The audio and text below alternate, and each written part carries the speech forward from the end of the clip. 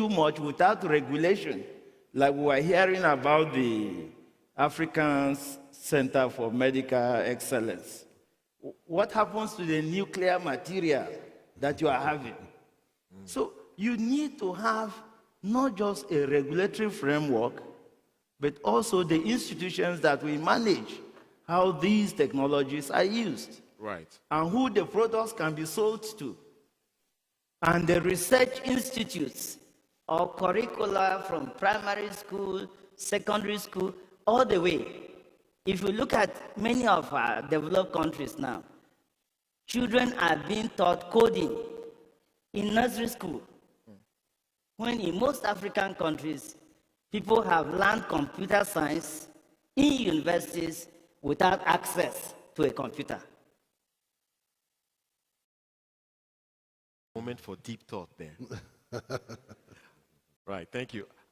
By the way, I would like to open this up to the audience in a moment. But before that, perhaps, Brian, maybe you can chime in on lessons from other parts of the world. You know, we're trying to layer more S&T on to what we're doing in the African continent to make the free trade area work. What can we learn from other parts of the world, from where you've seen technology applied to business and driving economic developments in general? Yeah. What I've heard my fellow panelists talk about this morning is the fact that science and technology are tools that can be used to enhance the trade that we seek to engage in. As about 17 years ago, I met a man by the name of Jim Collins, who wrote probably one of the greatest books on organizational transformation that I've ever read. And the book was entitled Good to Great. And that's kind of what we're talking about here, is taking things that are pretty good and making them great. And the first chapter of his book was entitled First Who.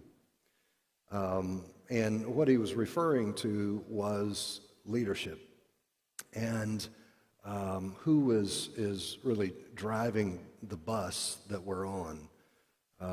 He talks about level 5 leaders, ones that are both humble and extremely driven with a strong will to get things done. The things that I've seen work in other areas of the world, lots of companies have technology and science. In Jim Collins' book, he studied 1,453 Fortune 500 companies. 11 of them, 11 met the criteria that he was looking for, which was 15 years of average to poor performance, followed by 15 years of superb, sustained performance. Only 11 out of 1,453, and the common denominator was the leadership involved. And so as we talk about science and technology, it cannot go with talking about people and who is going to be driving that. I'm from Texas, and in Texas we have a lot of horses. And we can have some of the fastest horses, best performing horses, but at the end of the day, who was the jockey? Who was the guy riding the horse? Right. And so if I could add one thing that we look at as we invest in science and technology, it would be investing in world-class leadership.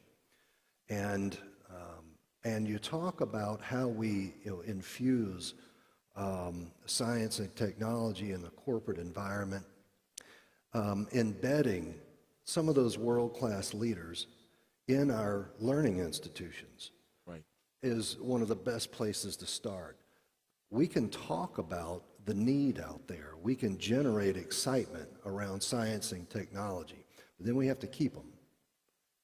In 2018, Africa had 16 million students enrolled in higher learning. For comparison, the US only had 21 million. Very, very close. So we are training our people on this continent. We are producing them. We must keep them. And one of the ways we keep them is making sure that they are able to earn a living, provide for their families. And then as the governments help us to clear a path for business to come in and make use of this science and technology, the jobs will be available. Got it. Prof, you wanted to chime in there? No, this is a very important point, and I wanted to make it even more direct. You know, there is a certain advantage that backwardness confers on a nation. When you are backward, it means you are operating way, way, way below the production possibility frontier globally. What that means is that, like I said in the session yesterday, there are a lot of settled technology. You know, people keep talking about R&D as if you're going to go to the lab to now discover how air conditioners are made, or how cars are made, or how so many of these things are settled. It is the exploitation of the settled technology. That's where the growth comes from. And that's what China did. But you need to have capacity to be able to re-engineer, to adapt, to recreate. If I give somebody who studied engineering a machine, a microwave oven, can the person tear it apart and recreate it and in the process learn? That capacity is needed because technology exists. You need to build engineering, science, and technology capacity to be able to recreate. The reason why developed countries don't grow at 6-7% is that they are the frontier. They have to do new research. We do not have to do new research. We have to just exploit what already exists. And if I may, because you asked for examples from other countries. Right. I was just reading recently. All of us are familiar with the new speed train that China deployed from Beijing to Guangzhou. China didn't have the know-how. They tried severally and failed. What did they do? They went to Germany, Japan, and France and said, we need help. Let me talk about France. In France, they ordered 60 sets of the train. But listen to the story, the important part of the story. They said, you will bring only 3 completely made. 6 you will bring in parts, and our engineers will assemble them in China. The rest you will have to manufacture in China. Out of 60, 3 only came complete, 6 came in parts, which Chinese people assembled. The rest was manufactured in China. I'm sure you can guess the conclusion. By the time they finished this process, they have already mastered the process of recreating this technology on their own. The African president will go and sign an agreement for 60 trains, will allow China to bring all the employees to assemble it, will ask them to stay here and run it, because the thinking is Africans just want a train. They are not interested in reproducing the train, which is a fallacy. And so, for us, I was here in Accra a couple of years ago, and we were discussing economic transformation. And I insisted that if we are going to discuss economic transformation, it must include a measure that that African nation has the capacity to create, recreate, own certain parts of technology. It's not a matter of you just take in, you consume, electricity is here, you don't know how it is generated. You mentioned Hebrew University in Israel. Hebrew University is the painkiller of Israel, Israeli government. If they have headache, Hebrew University. If they fracture their leg, Hebrew University. They have 10,700 patents, one university. Total African patents, not up to 2,000. So you begin to understand, that's why Israel is the startup nation of the world. Because there is a belief in that institution, there is capacity in that institution.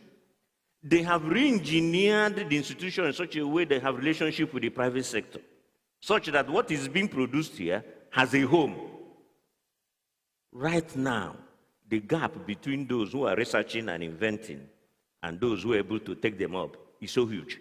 And that is why leadership comes in. Science, technology-led development is a leadership endeavor. Take it or leave it. America went to the moon because John F. Kennedy said so in 1962 at Rice University in York, Texas. He didn't have complete knowledge, they didn't know what he was talking about. But that's the power of vision of a leader. That before the end of that decade, America will land somebody in the moon. And in 1969, July, they did. The power of a visionary leader. He now put together assets for that purpose. Why is Cuba the leading producer of vaccines in the world? A study was done that showed that Fidel Castro, when he was alive, in some of the vaccine projects, was stopping by the laboratory every day on his way to work to ask, what do you need?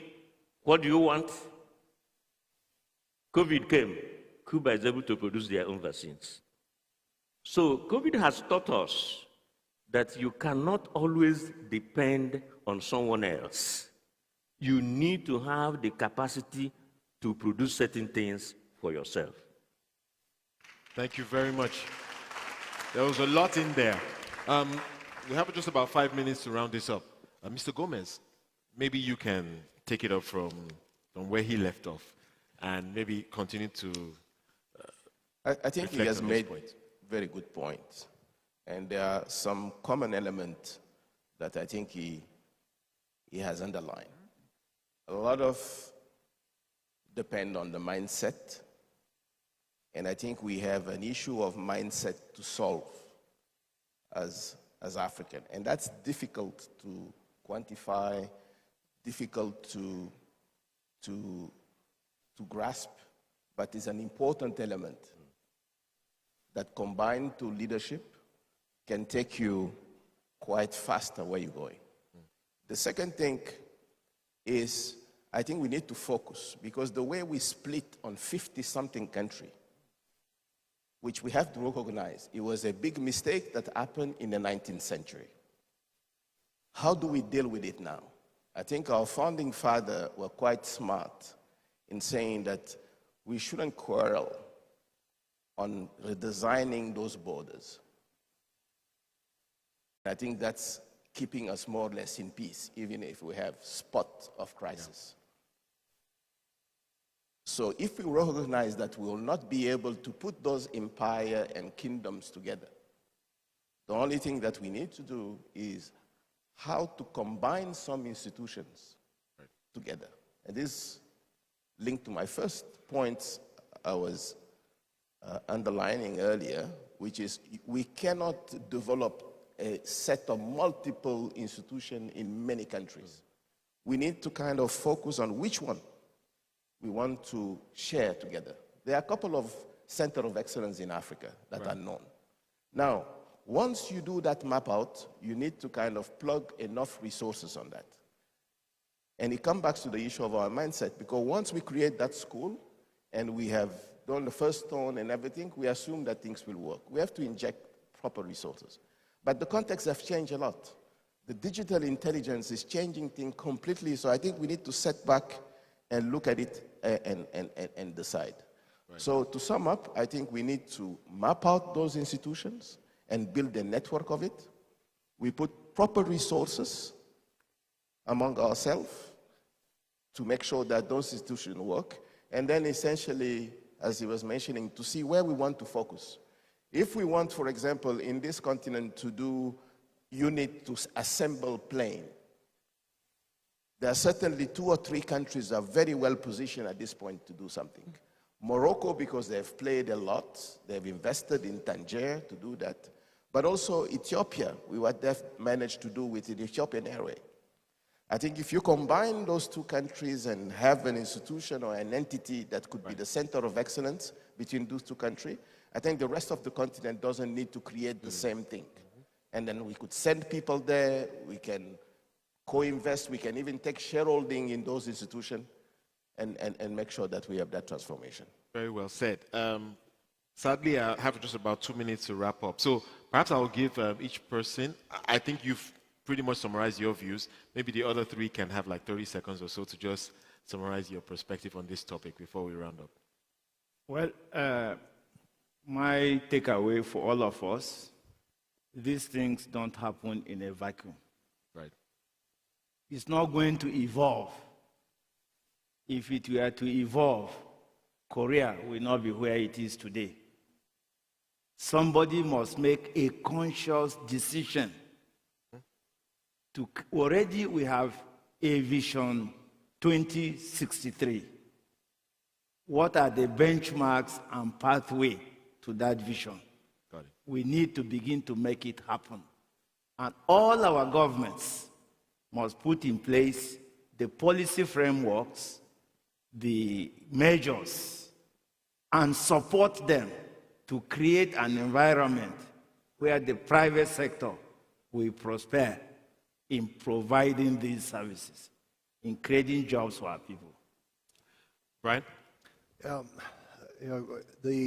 This notion of investing additionally in science and technology, there could not be a better example than Afreximbank has done with the African Medical Center of Excellence. You have a level 5 leader, and Professor Orama, who made connections between academia at King's College Hospital and the government of Nigeria with Afreximbank. There's the tripartite that we've talked about, and has worked with those 3 very distinct areas and very different areas to create a world-class medical center and to bring much needed science and technology in the area of healthcare to West Africa. Great model to follow. Prof, as you round up, perhaps as you notice, the president has walked in, so maybe your closing comments will be directly to him. No, you are a prophet. As if you knew. But we only have about 30 seconds, please. I was worried that he will not be here when I will make my closing remarks. And it's directed to Professor Rama. Prof, we need to create an innovation fund for Africa. And you are going to champion it. You will get another head of state who is a champion of science and technology to back you. You can collaborate with ADB, AU, and so on. It is overdue. Let's have a conversation around this with the African Technology Policy Studies Network and others. Not a big conference like this, small one, maybe in Cairo, maybe somewhere else, where we can thrash out this idea. Right. And you have a convening power, the resources are there, let's start small. And then we can instigate national innovation funds from the regional one. And perhaps advise African heads of states to have, just like they have economic advisors, they should have innovation advisors. That's my point. Thank you very much. Prof, you have been designated a level 5 leader. Perhaps we'll give you a short right of reply to that comment. If we can have the microphone. There's one on stage. Should I bring it? Yes. I apologize to the audience. We had hoped to allow you to ask a few questions, but we have run out of time. But Prof, please, a few comments. Okay, thank you very much. And let me thank the panelists. And I apologize, I'm running from one meeting to the other. But I'm happy I met you before you closed. Afreximbank is a bank that really underpins everything it does with innovation. Because we understand that in the kind of environment we operate in, many things we want to do, there's no beating path. And because no beating path, we have to innovate, we have to be agile. So we welcome the suggestion you are making in terms of finding ways to make sure that this goes into the DNA of everything we do on the continent. And by the way, I think the AU also has big ideas about innovation, and I've forgotten the commission that looks after it. But is it finance? I don't know which one that looks after it, but they have that.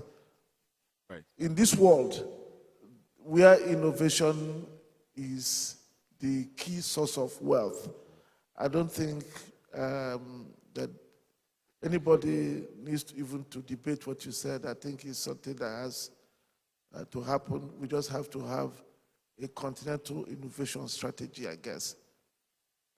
Maybe the Africa Technology Policy Studies will help us with that. I don't know.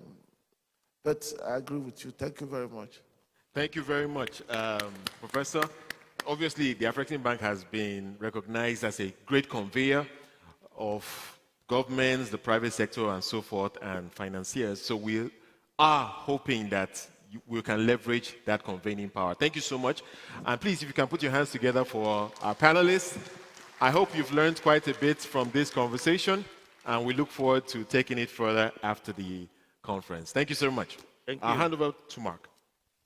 Where is the group photograph? Oh, yes, please. I I imagine we are stepping forward for a photograph, right?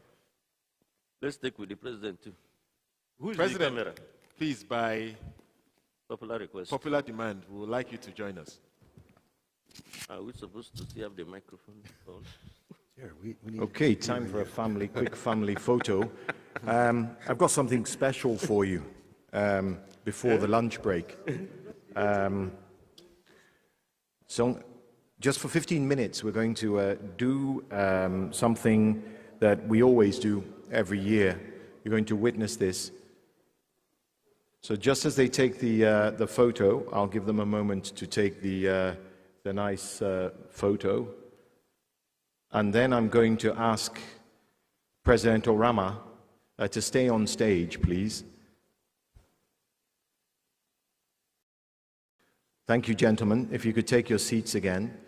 President Orama, this is what happens when you've got too many friends, like President Orama. I'd like to start with the final element before lunch, and that is the launch of the Afreximbank African Trade Report. So, President Orama. Aha. Okay. This is actually we have the chief economist coming up in a moment. I just want to tell you this is the launch of the Afreximbank African Trade Report, and it's entitled this year. It's entitled "Export, Manufacturing, and Regional Value Chains in Africa under a New World Order." A new world order. It's quite a provocative title. And it looks at how this new emerging world order that is caused by this multitude of intersecting crises, that what we have to do, it's almost a roadmap of solutions: raise investment levels, close infrastructure gaps, both physical and digital, and strengthen regional coordination in the pursuit of manufacturing-led growth. It also outlines various policies and programs that can achieve that and accelerate what we call our VCs, regional value chains, and also also, it's very interesting because it also shows elements of untapped export potential. I'm going to now call actually on the chief economist of Afreximbank, who has of course been sweating over a hot computer to make the 2023 report a reality, to come up and tell us a little bit more. In fact, I've got a microphone for you. Please welcome Hippolyte Fofak, chief economist of Afreximbank.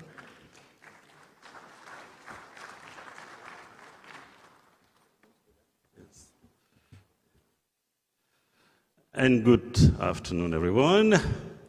I think we'd like to really thank the President for pushing us to really look at this specific topic, export manufacturing and regional value chains in really under a new world order. I think if you look at what has happened over the last few years, it's quite clear to say that one of the most important keyword, buzzword, has been friendshoring. Friendshoring, which is essentially locating supply chains in friendly nations or ally by way of mitigating the risk of supply chain disruptions for greater supply chain resilience. So informed by that, the President actually asked us to look at the potential for reviving export manufacturing and regional value chains under that condition, because it comes with risk. As we saw last year, as a result of the Ukraine crisis, there were further disruption of supply chains with implication for inflations, but also for growth, which essentially derailed. We saw global growth, which hit 6.2% after COVID, decelerating to less than 3.4% last year, reflecting the consequence of those supply chain disruptions and geopolitics and risk. But we also see at Afreximbank, which is really a trade finance bank for Africa, opportunity in that regard. And that's why we've seen essentially looking at the other coin, side of the coin, and this disruption, geopolitics, friendshoring actually offered opportunity for diversifying the sorts of growth and trade across the regions, especially given where Africa is in terms of low wages, but also what is happening in the rest of the world in terms of rising wages in Asia. I think that informed the choice of the theme this year, which is export manufacturing, as under the New World Order. Thank you. Microphone, please. But hello? Microphone. Thank you. Okay. Hello, hello. We're almost done.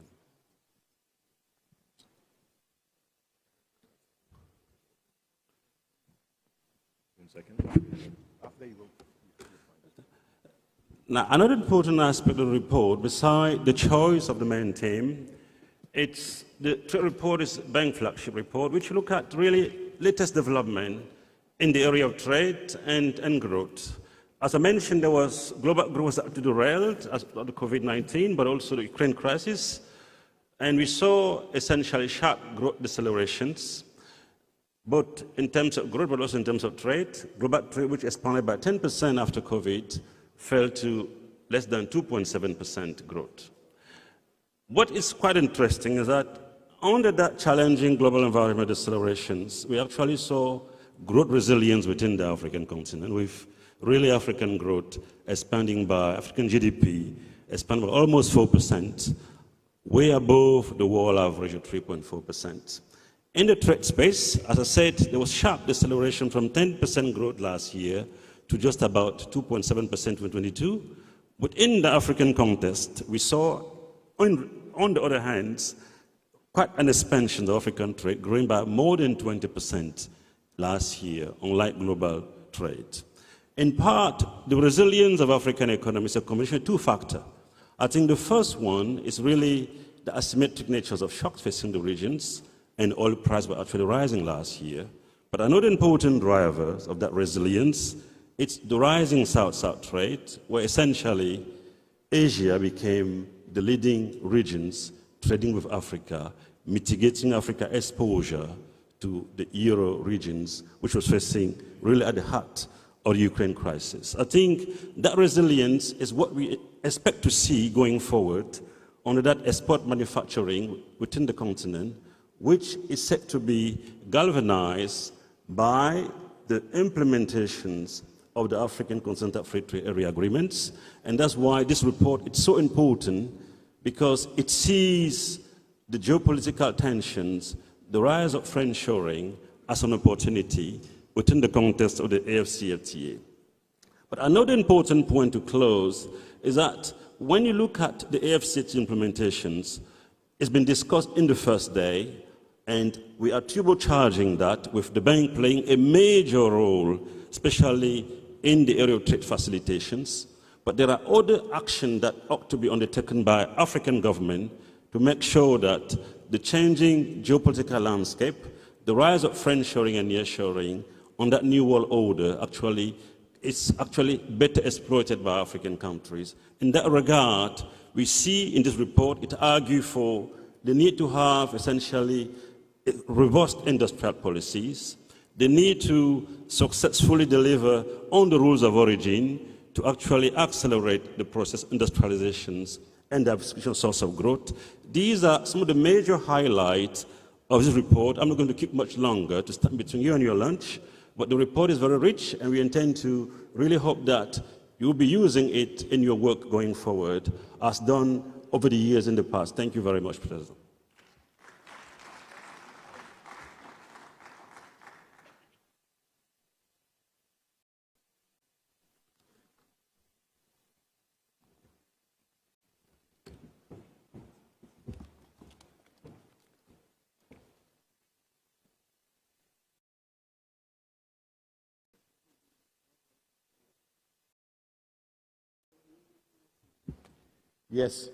Yes.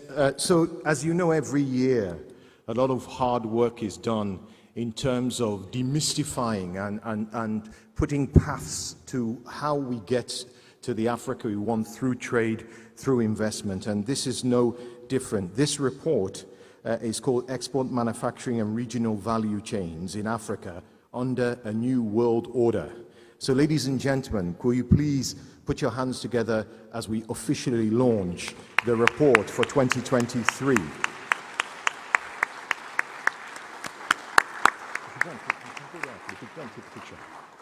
I'm going to ask the chief economist to join you as well, because, as I said, he held the pen, as we say in business, on this. So he certainly deserves a photo op.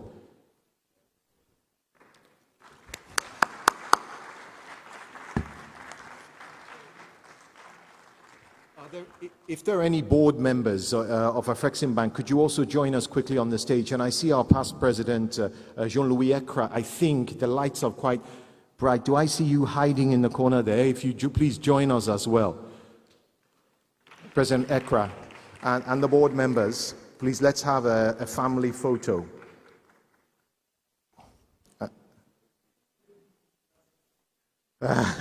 They're super glasses. So we're going to take a picture now, just before lunch.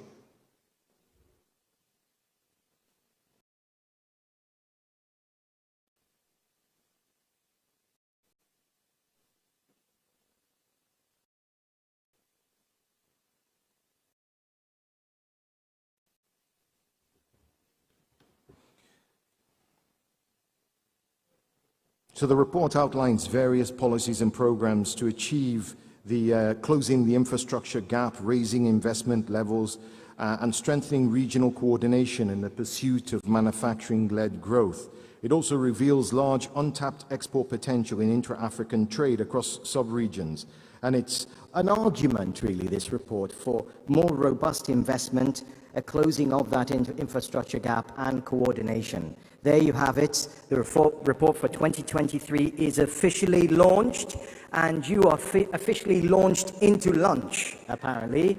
And I'm told it's 1 hour, and it's in the same place by now. You know where to follow for the food. I'll see you back here in an hour. And boy, the final, it's a sprint to the finish. We've got some incredible people. We've got the powerful media force that is Mo Abudu coming up. We also have Didier Drogba, Asamoah Gyan will be here. Make sure you're here in an hour. See you later.